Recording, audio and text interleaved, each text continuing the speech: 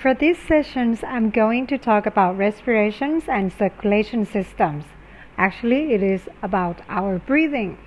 So when we breathe, you cannot really separate the respirations and circulation systems apart because they all work in coordination to each other. So they work together. What is respiration systems?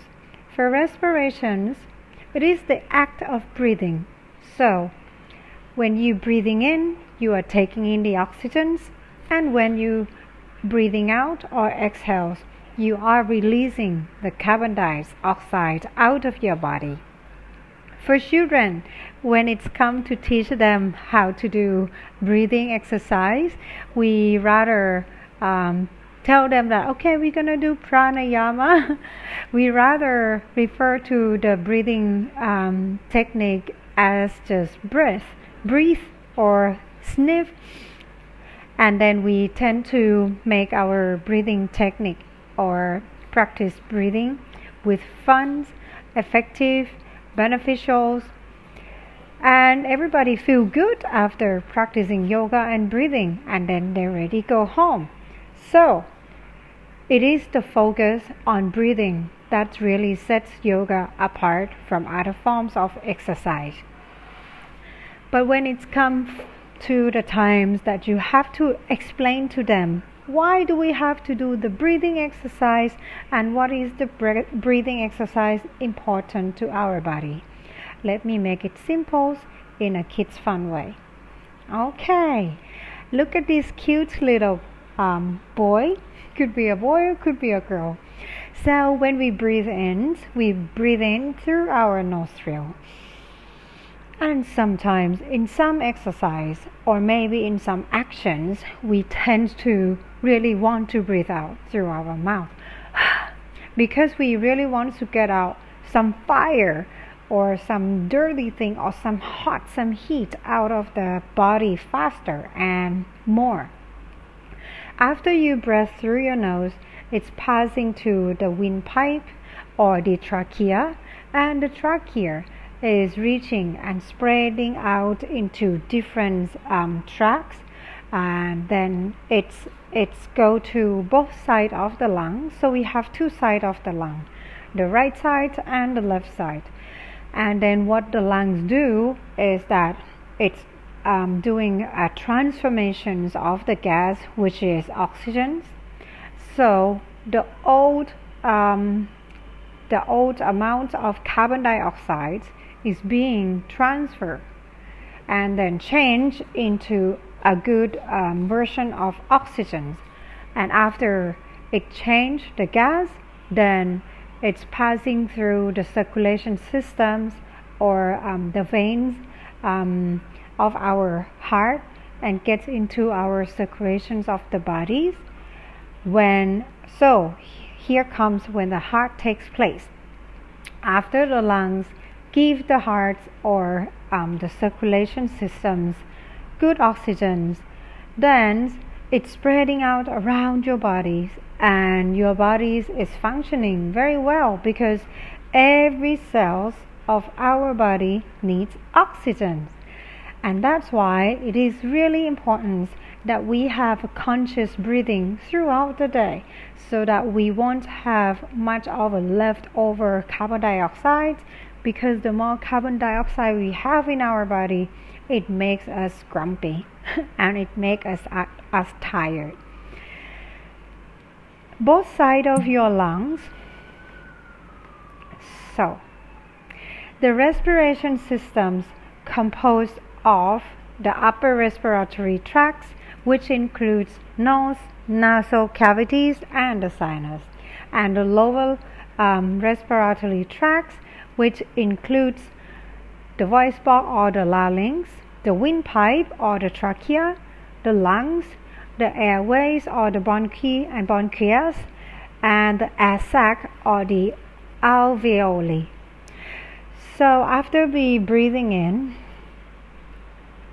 the air goes through the windpipe, passing along the tracts or the airway, the bronchi and the bronchia. and this whole lung is like a kind of pink sac shape. Yes, so when the air gets in, it's popping out like you blowing your back.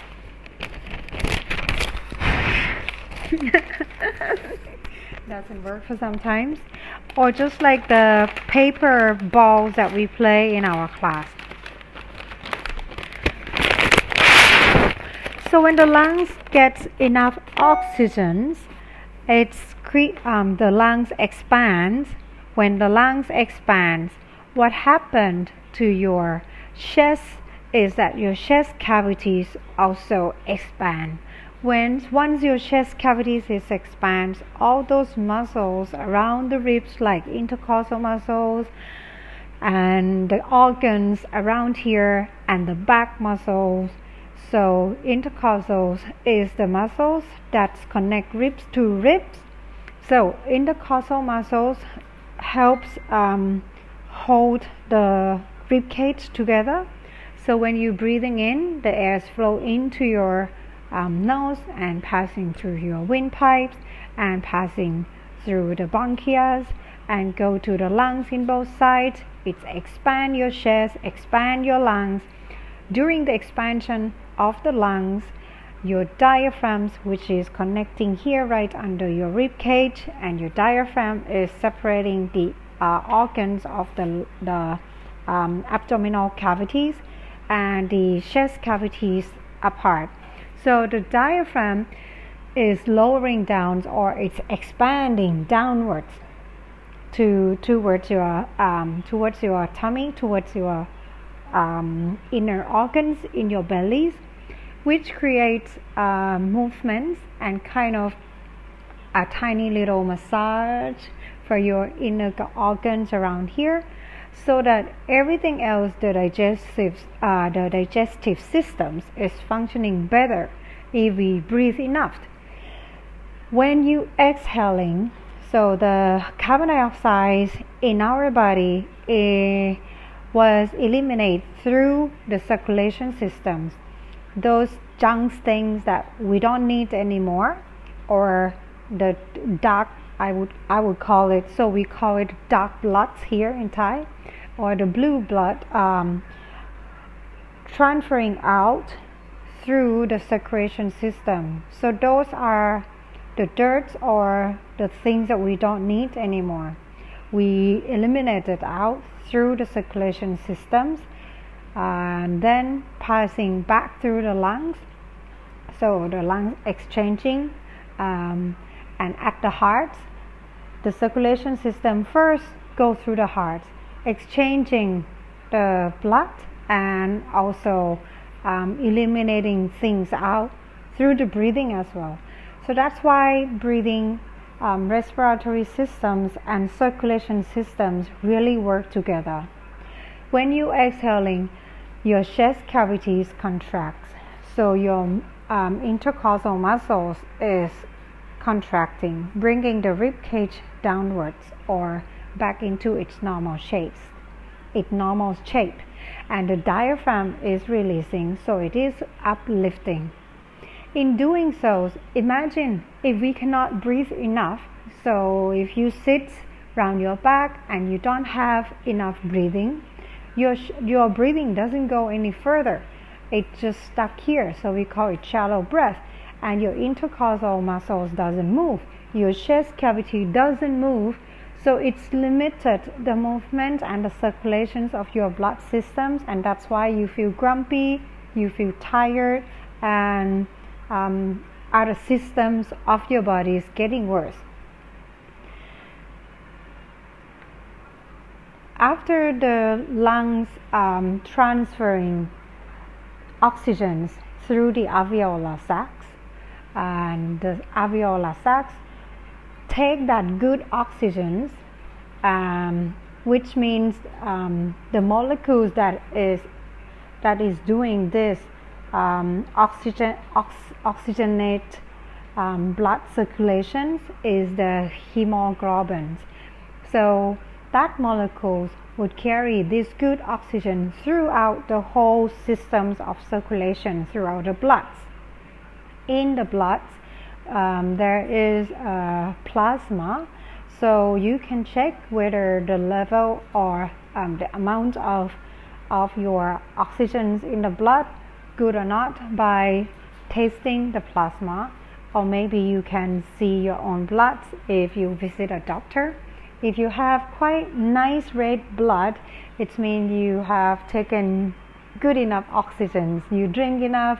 But if your blood is sticky or having darker color, maybe you might have to consider drinking more water and take more breath or take more deep breath.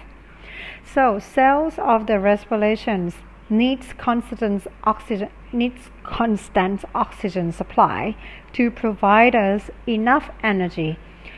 So we constantly need to breathe. We need breathing all the time, and keeps the blood circulations going, so that the circulation system is delivering this oxygen throughout the bodies and eliminate the carbon dioxide out. The respiratory systems and circulatory systems need to work together. Look how beautiful our hearts and our lungs are. So inside our chest, if you make a fist right here, it's probably about amount or the size of your own heart. Press your hands right here at the center of your chest, and then gliding it slightly, just a little bit, towards your left side. So when you are checking your heart rate, you're pressing the scope right here to hear your heartbeat. The amount of your heartbeats can be tested or checked by the pulse that you can feel. So this is your heart. Heart is working all the time. If it stops working, it means the whole system shuts down. In your heart, there are valves and pipes, and these valves and pipes, it's just like one side door, so it's only open in one side and cannot go to another side. In order to make the flows of the oxygenated blood and the deoxygenated blood in and out through the different chambers of the heart. So in our chest cavities here, we have lungs on the side, and actually it's almost towards your back, and your heart is in the center. Your lung is kind of hugging the heart here, and your diaphragm is just below or underneath the rib cage. The diaphragm connects to the rib cage. It's like it's connected to each other. Diaphragm is really important to think of when you do a lot of exercise, because if you not breathe enough or you're not controlling your breathing, it's get loosened very easily, and then your diaphragm here is protecting the above and the below organs as well. So if your diaphragm gets to stretch or gets to move, it means that the inner organs is also moving. So on our chest here, your left side is where a little part of the heart has taken place, which means the left side of the lungs is probably less than the right side of the lungs. Yes, it's true. Our left lungs contain having less space than the right lungs. So when you practice breathing with yourself on yourself, and also teaching the kids, it's also nice to think about breathing to your left side a little bit more and a little bit more.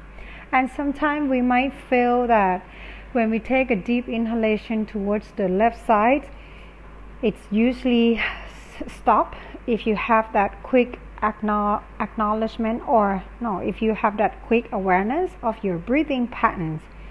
When you take a deep inhalation, you probably feel a kind of pausing effect when you think about the air flowing towards your left side. It's just a matter of feelings.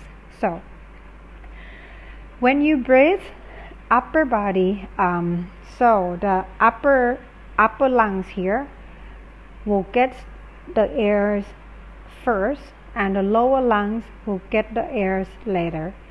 That's why lateral breathings and back breathings is important, so that a person could feel more of a space, more of taking in the oxygen or the air into the body.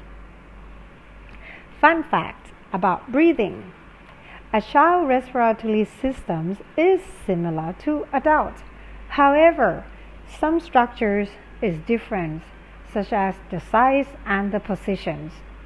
And the rib cage of the infants and young children are oriented more horizontally than the adults and the older children. So that's why they are having easier flexions and extensions. In infants and children, they tend to have a proportional large tongue in the relation to the space of their mouth. Yeah, comparing to the space of their mouth, their tongue is bigger.